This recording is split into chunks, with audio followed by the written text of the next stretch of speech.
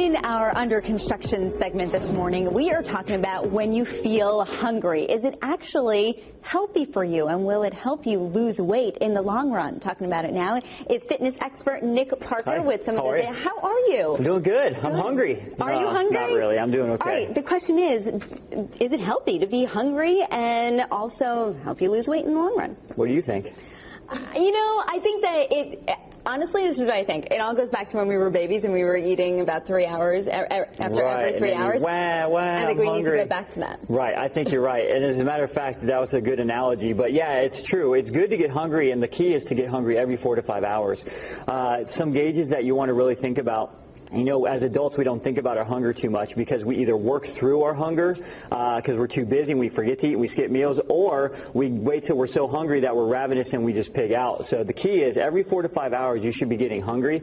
If you're not, you're eating too much. Yeah, you're eating too much. So you want to pull back on those portion sizes just a little bit so you are getting those hunger pains by about that 4-hour mark. That's really important. So it's actually good to feel that hunger pain. It is. It's really good for you to feel that hunger pain. And why though? Well, because what you're doing is you're conditioning your metabolism and your stomach. So the second point is that you can control your hunger by, let's say you do eat within the 4 to 5 hour mark and you're starting to feel those hunger pains, you feed it. Never, ever, ever eat until you're full. A lot of times we eat and we're not satisfied until we're like, oh, I feel great, I'm full, I need to unbutton.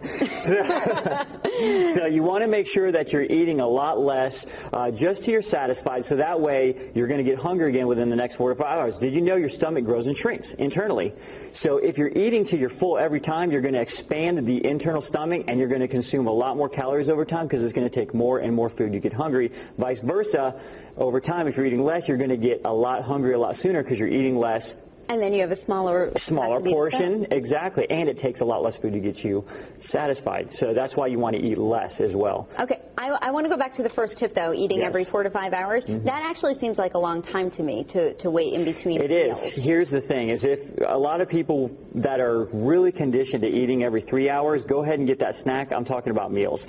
Just a little snack just to keep your metabolism fired up. It's kind of like pouring gasoline on a hot fire. You want to continually fuel that fire over and over again.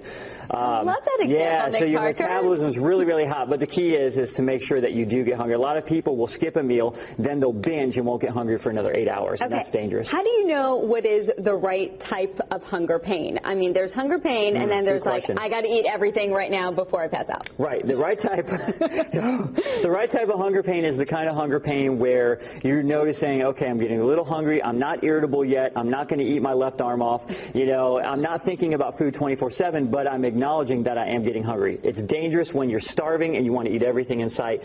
Remember this too, the types of foods that you eat also play a huge role. Fiber, proteins, and fatty foods will give you longer satiety and keep you hungry a lot less, or at least you'll last longer than you would if you're eating chips and sugar. Binge. Then you won't binge, exactly. No binging. All right, Nick Parker, thank you so much, our fitness expert. I love your analogies this morning. Yeah, good.